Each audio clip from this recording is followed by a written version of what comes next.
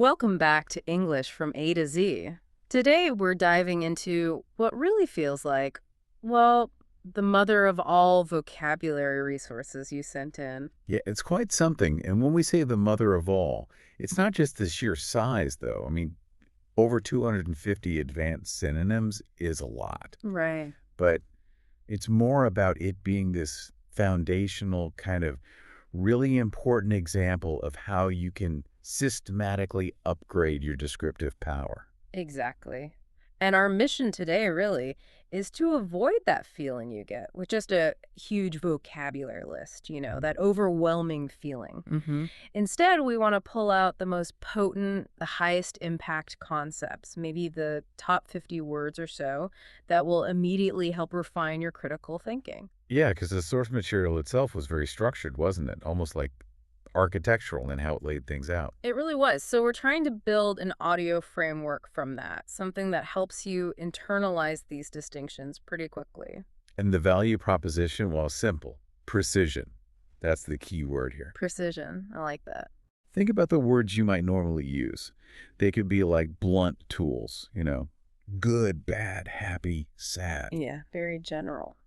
What we're doing here is swapping those out for, let's say, a surgeon's set of linguistic instruments. Much finer, much more specific. Okay. So instead of just sweet.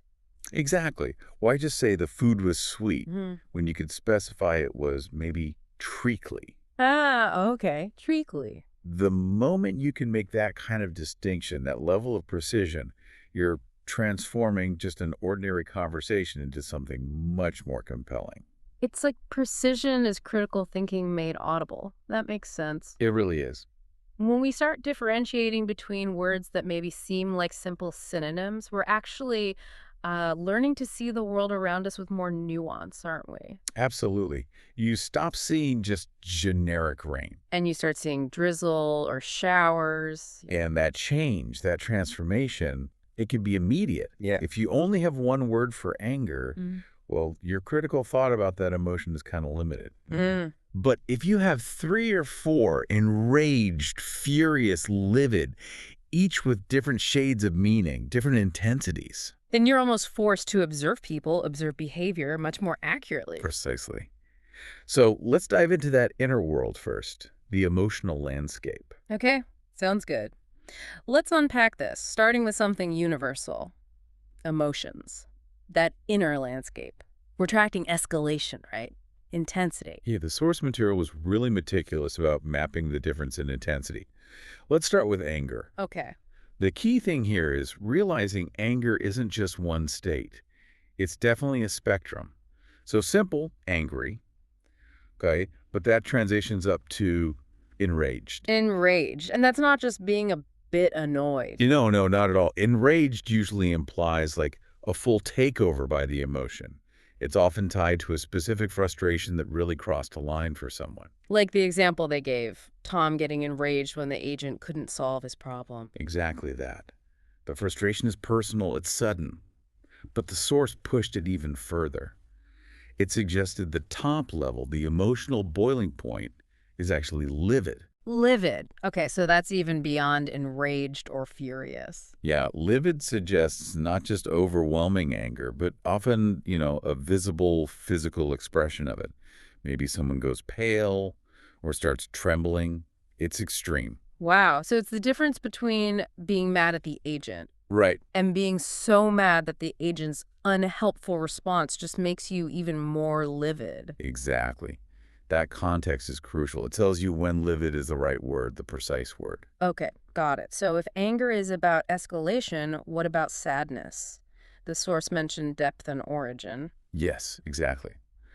Let's skip simple sad for now and focus on those higher level alternatives. First up, melancholy. Melancholy. It sounds quite, sophisticated. It is. And the source defined it as this deep sadness, but often without an obvious cause. That's the key. So it's not like grief where you know the reason. Right. It's more of a lingering, kind of directionless emotional state. Like the example used, Maria feeling melancholy since graduating college. It conveys this deep, thoughtful sort of wistfulness. Hmm. Interesting. How does that compare to, say, sorrowful? Good question. The source directly linked sorrowful to being full of sorrow. So while melancholy might feel a bit philosophical, maybe vague, Yeah. sorrowful carries more weight, more gravity. It suggests a genuine, substantial reason for the unhappiness. It is maybe a slightly more formal word, but it really communicates the severity of the feeling straight away. Okay. And then there was the spectrum of distress, moving beyond just upset. You highlighted agitated. Yes, agitated. It means bothered, unsettled. And crucially, it's usually characterized by a sort of physical restlessness or tension. So it's not just internal, it kind of manifests outwardly. Exactly. It's the opposite of being at ease. And what I thought was really valuable here was the idiom that came with it, to let on to something. Ah, right. To let people know about something. Precisely. So if someone is agitated, they might be desperately trying not to let on to what's actually bothering them. I see. That shows how the advanced vocabulary connects with natural conversation, doesn't it? You use the specific emotion word, agitated, and then you follow it with an idiom describing the behavior that results from it. Exactly. It's moving beyond just knowing the definition into actually applying it. Okay, that's really useful. What about words for capturing attention? Instead of just interesting, the stores had some good ones, like mesmerizing. Oh, mesmerizing is a gorgeous word, isn't it? It implies this almost hypnotic hold. It suggests the beauty or the complexity is so intense that it just renders you passive. Like the fireworks example. Being mesmerizing means you were just frozen by the experience. Exactly. And then there's spellbinding. Spellbinding, that leans into quite dramatic imagery, doesn't it? It does. It suggests you're captivated as if by a magic spell.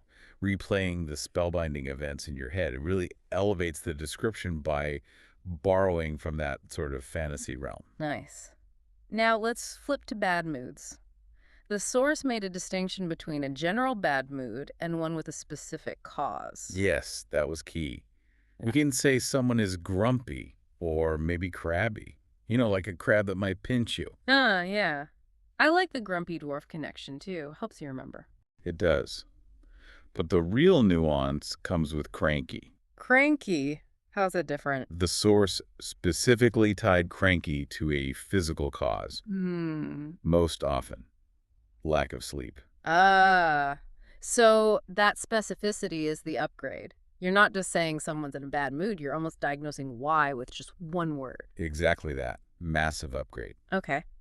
And lastly in this section, fear and shock. We needed a word for that lingering after effect. You picked rattled. Yeah, rattled is fantastic, I think. It captures the shock that persists after the immediate fear is gone. Like after a near miss in the car, you're not scared anymore, but you feel shaky. Precisely. You're rattled. It's difficult to calm down because your nervous system is still sort of vibrating with the experience. It doesn't mean you're still fearful in that moment, but you're physically unsettled by what just happened. That's a great distinction. Okay, let's move on. Right. So moving from those temporary emotional states to descriptions of character, personality, more enduring qualities, this is where we start defining who people are and how situations kind of exist over time. Okay. Section 2. Traits, actions, and time. Let's start with positive personality traits. Friendly is okay, but we're aiming higher. What about sociable and affable? Well, sociable means someone who actively seeks out interaction, enjoys company, but let's focus on affable. The source actually called this a slightly posh or formal word. Posh, really? Yeah, meaning friendly, good-natured, easy to talk to. But knowing it's perceived as a bit formal or posh, is that distinction important? Well, I think it is, yeah. Does the source suggest avoiding it in casual chat? Because knowing it's posh helps you understand how to use it strategically, right? It absolutely is important. Knowing affable carries that slightly elevated tone means you can use it deliberately. If you're writing a formal recommendation, maybe, or describing a diplomat. Then affable is perfect. Exactly. But if you use it to describe your mate down the pub, It sounds a bit funny, maybe slightly ironic. precisely, it creates this subtle, self-aware humor. So it's not just about the definition, it's a tool for controlling the tone. Excellent point on tone. Okay, the necessary flip side. Negative traits. If someone's mean, the source gave us bitter meaning crossed about something specific, often feeling unfairly treated. Yeah, like Johnny turning bitter when the swings were closed. He felt wronged. But the real power, the strong imagery, came with venomous, didn't it? Oh, absolutely. Venomous gives you this incredible, visceral image. It implies being full of hatred, like actual snake venom. It suggests the words or the actions are intended to be poisonous, harmful. So if someone yells out venomous words, you instantly grasp the destructive intent behind it. It's way more impactful than just saying they were mean. Far more, yes. Now, what about describing situations? We often default to boring. The source showed there are different types of boring. The difference between dull and tedious seems key. It really is. Dull implies a lack of stimulus. Yeah. You know, little color, little light, little interest, like a classroom with drab grade textbooks. It's passively boring. And tedious. Tedious, however, implies an active, exhausting monotony. It means boring, yes, but also slow, repetitive, and making you physically tired. It perfectly describes a long, unwelcome task you just have to grind through. Ah, I can picture that. Now, shifting to energy and determination, the word that seemed to capture both energy and character was spirited. Yes, spirited is a great example of a word doing double duty. It means energetic, lively, sure. But it also fundamentally implies being determined, maybe ambitious, full of conviction. So you're describing not just how they move, but their internal drive, their actual spirit. Exactly. It connects the physical energy to the inner quality. Okay, let's move to describing actions and states of being. Bravery first. Brave is the general term. How do the alternatives tell us how someone is brave? We had courageous and gallant. Right. Courageous seems reserved for acts where someone consistently puts themselves in danger, puts his life on the line each day, like the firefighter example in the source. It's active, often daily, heroism. And gallant. It felt like it added an extra layer. It does. Gallant describes someone whose efforts are brave and good, definitely, but their nature is such that they don't seek praise for it. Their bravery often goes unnoticed because they're not looking for recognition. That's a very subtle but really profound character distinction, isn't it? It really is. Okay, adventurous qualities. The word that really jumped out at me was intrepid. Yes. Yeah. Intrepid. That's the word you pull out for classic exploration, isn't it? If you're intrepid, you're brave, yes, but you're also seemingly completely unafraid of danger or difficulty. It has that historical feel, almost romantic. Exactly. That's why it's so often used when describing explorers, pioneers, people facing the unknown. Right, now movement. Describing quickness and ease. Instead of just fast, we had nimble and swift. Yeah, and they mean slightly different things. Nimble is about being quick and agile. It suggests fine motor skills, precise movement, like that nimble delivery driver weaving through traffic. Okay, agility is key there. And swift. Swift implies speed combined with efficiency, moving without any issues, quick and smooth. These words show that fast is often just too general. We need to specify how the movement is fast. Makes sense. And finally, alternatives for relaxed. If you're not in a rush, you are. Unhurried. And that word is especially powerful, I think, when you're describing the process of decompressing, winding down. Ah, like having unhurried moments. It suggests an intentional slowing down. Yes, exactly. An intentional deceleration. Contrast that with, say, carefree. Carefree means without worries. That's a state of mind. Unhurried describes the visible tempo of someone's actions, not rushed. Got it. Okay, let's talk about age, condition, and modernity. Right. So for age, moving beyond simple young, we have adolescent, which is specifically that phase between childhood and adulthood. And juvenile, the source had a critical point about that one. It did. It noted that while juvenile technically means young, it's very often used as an insult when you're describing an adult's behavior. Right. Suggesting immaturity. Exactly. Yeah. So again, the context dictates the meaning entirely. And for old age, we had elderly, which is standard, but also that great phrase, getting on. Ah, yes, getting on. It's softer, perhaps more gentle than just saying old. And the example was lovely, wasn't it? He was really getting on, but he answered with a youthful spirit. Yeah, that juxtaposition is perfect. It uses the advanced vocabulary getting on and youthful to show the contrast between physical age and inner energy. Beautifully put. Now, for describing perfect condition, we absolutely have to mention pristine and mint. Okay, pristine. That implies new, perfect condition, often with a sense of untouched cleanliness. Exactly. And mint, usually used as mint condition, means unused, perfect, often for collectible items like stamps or comics. So both convey ideal quality without just saying perfect. Right. And this leads us nicely into that critical commentary the source had on modernity. It suggested that modern or present-day architecture is often, well, a bit boring. Yeah, they used words like contemporary and then kind of forced us to evaluate it critically. The claim was that these current designs often lack depth, maybe longevity, that they might not stand the test of time. And that's such an important point. We shouldn't just accept modern as inherently good. We should question whether the contemporary choices being made today will actually last, or if they're just, trendy for a moment. It really elevates the whole vocabulary exercise, doesn't it? It's not just learning synonyms anymore, it's applying aesthetic judgment, even philosophical judgment. Exactly. Are you using a word just to describe a time period, or are you subtly critiquing its potential impermanence? That's the power you gain. Okay, this next section is where things get really descriptive, I think. Section 3. Sensory details, colors, textures, and taste. This is where we leave those generic words behind and start painting a real picture for the listener. Absolutely. Sensory details are often the difference between writing that's just adequate and storytelling that's truly immersive. And the key insight here, I think, is that using these synonyms for colors and textures isn't just about avoiding repetition. It's about conveying the actual material, the connotation. Precisely.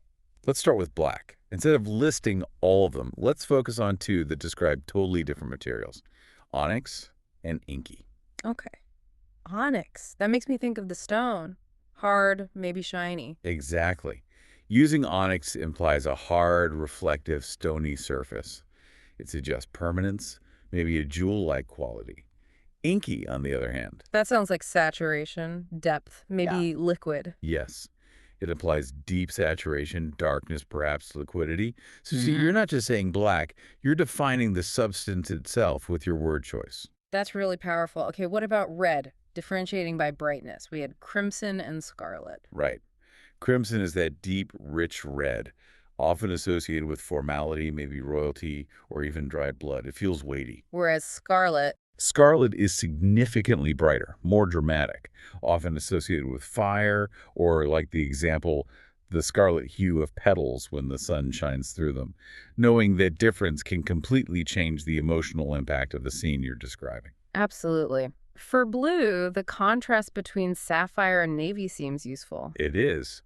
Sapphire implies that dark but bright jewel quality, suggesting value, richness. Navy is purely about the depth of the blue. Very dark. It was used in the source to describe distant Navy mountains. Much more about shade than quality. Okay. And lastly, for colors, let's look at warm whites. Cream versus off-white. A subtle but important difference. Cream is warm, it feels comforting, it has that tiny hint of yellow. It's generally a positive color. And off-white. Off-white is cooler. Perhaps it has a touch of gray. It suggests something that isn't quite clean or perfectly bright white. So even with whites, the synonyms convey an emotional temperature. Fascinating. Okay, textures. We often say a road is rough, but that doesn't tell you how it's rough. The word rutted fixes that instantly. It does. Rutted specifically means full of dips and bumps, usually caused by repeated passage like wheels, the rutted roads of the outback. Tells a story of wear and tear, unlike just bumpy, which is purely descriptive. Good point. And when something is smooth, we need words that explain why it's smooth. Sleek and glassy. Yes.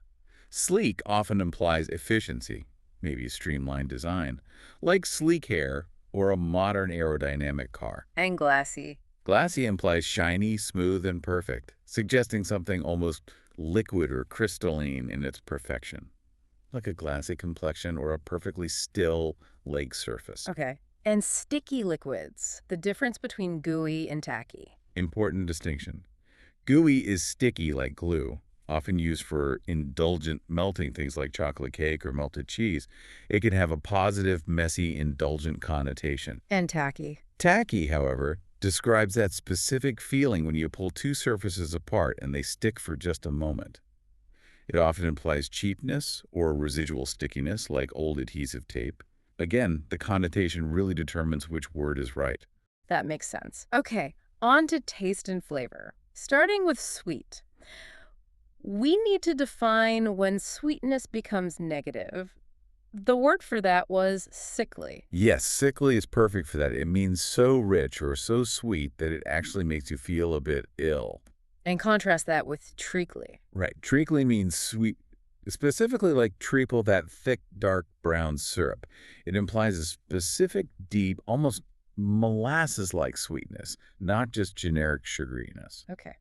For salty, the key specific term seemed to be briny. Yes, briny is indispensable, really, because it refers specifically to salt water. Talk about briny air by the sea or the briny taste of oysters. It immediately grounds you in an oceanic context. And we also had brackish. Brackish, which describes water that's impure, maybe stagnant, but has a salty taste. The example was how the brackish water stung your eyes, not pleasant seawater. Right. Now, bitter and sour are often confused. The source gave us distinct, almost technical terms. For bitter, astringent. Yes, astringent. That describes that specific, mouth-puckering, slightly chemical sensation you get from things like very unripe fruit or strong black tea. The source said it's wildly different from other citrus fruits. Okay. And for sour, the technical word is acidic. Acidic, highlighting the presence of acid like in a sharp lemonade or vinegar. It's a cleaner, sharper taste than bitter, usually. Got it. And finally, spicy foods. We don't just say spicy, we say Fiery. Fiery communicates that intense, burning heat. Really hot and spicy. It's a fantastic example of using high imagery to describe a physical sensation, moving beyond just saying it's hot on the tongue. great examples. Okay, let's broaden our view again. Section 4, the environment and appearance. Moving from those fine sensory details to the large-scale descriptors for weather and physical characteristics. This feels like an area where native speakers often rely on weak vocabulary. I think you're right. It's very common. Let's start with weather, the classic British obsession, rain specifically. We needed to distinguish between duration and intensity. Let's use drizzly versus showery. Okay, drizzly. That sounds annoying. Constant light rain. Exactly. It just lingers. Whereas showery refers to short temporary spells or periods of rain. They come and go. If you're planning your day, knowing if it's going to be drizzly all morning or just showery in the afternoon is a critical difference, linguistically and practically. Absolutely. When describing storms, the word that captured a sudden, unpleasant change was inclement. Yes, inclement weather implies harshness, severity. Often that sudden shift from previously okay conditions, you can contrast that with a turbulent sky. Where the adjective describes the clouds themselves, twisting and darkening. Exactly. Turbulent describes the state of the atmosphere, the clouds. Inclement describes the harshness of the weather affecting us. Okay. For cold, we wanted words that convey physical pain, biting and piercing. Yeah, strong words. Biting suggests the cold feels like it's actually attacking or hurting your exposed skin. And piercing. Piercing implies an even deeper, more penetrating pain. The example was piercing cold temperatures that seem to freeze you right to your core. These words really elevate a boring weather report into something Much more dramatic and relatable. You really do. On the pleasant side, if the weather is just right, we call it. Temperate or mild. Temperate implies a balanced, good temperature, maybe like a climate classification. Mild suggests pleasantness, not too hot, not too cold. It's the comfortable absence of extremes, which, let's face it, is often its own kind of luxury. It certainly is. Okay, let's shift to appearance and condition. Height and build first. We need to be careful with connotations here, right? The source mentioned gangly and lanky. Yes, and specifically advised caution with gangly. It means tall, long-limbed, but it carries this implication of awkwardness, maybe a lack of coordination or control over those limbs is not necessarily a compliment. Okay, so handle with care. What about lanky? Lanky simply means long and thin limbs. It can be purely descriptive, without that slight negative or awkward tone that gangly can have. Good distinction.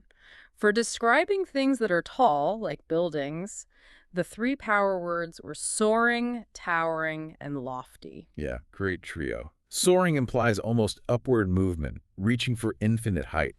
Towering emphasizes sheer stature, dominance, maybe even intimidation. And lofty. Lofty often carries an added connotation beyond just physical height. It can suggest high ideals, superiority, or even arrogance, depending on context. Interesting.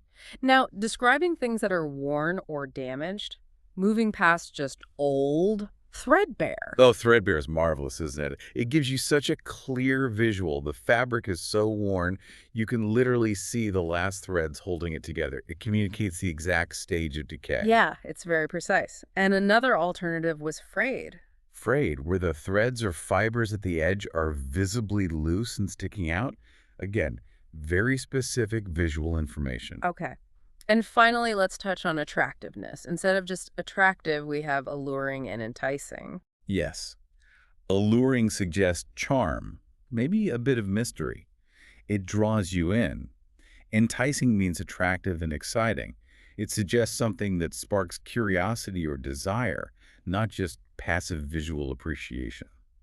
And this led to that final, really fascinating insight from the source, didn't it? About the alternatives for ugly, like unsightly, but more importantly, that critical thought about appearance versus actual condition. Exactly. The discussion about the counterintuitive preference for unattractive fruits. Right, because fewer people touch or squeeze the unattractive-looking ones. They're often actually in better condition, less bruised, maybe beautiful on the inside, as the source put it. It uses a simple descriptive word, unattractive, to directly challenge our assumptions about quality and appearance. A really neat point. It really is. Wow. Okay, so we have spent this deep dive moving through all that source material, systematically trying to upgrade our language from those blunt tools we started with to these much more precise instruments. We've seen how moving from just angry to livid or from rough to rutted, it really transforms not just the language we use. But the quality of our observation, too. Exactly. And that really is the true purpose of expanding your vocabulary, isn't it? It's not about rote memorization, just learning lists of words. Yeah. It's about gaining the tools for superior critical thought. You're now equipped, hopefully, with words that force you to define the exact shade of an emotion, the specific kind of texture, or the precise connotation of beauty, or even ugliness. We talked about the word baffled earlier, meaning confused. And we noted how these richer synonyms are often used in subtle irony or humor. Yeah, like describing something totally mundane as spellbinding just for comedic effect. Right. But stepping away from the irony for a moment, consider this final thought as you finish this deep dive. When you go back to describing the world tomorrow, will you still allow yourself to just say it's rainy? Or will you now perhaps notice that subtle difference between a grisly, persistent day and a quick, showery spell? If a word like melancholy can describe a feeling so precise that it actually lacks an obvious cause, What other vast, maybe uncharted emotional territory have you failed to describe in the past simply because you lacked the precise language? Now that you have more of the vocabulary, what new subtle truths about your world or your feelings or other people will you finally be able to articulate?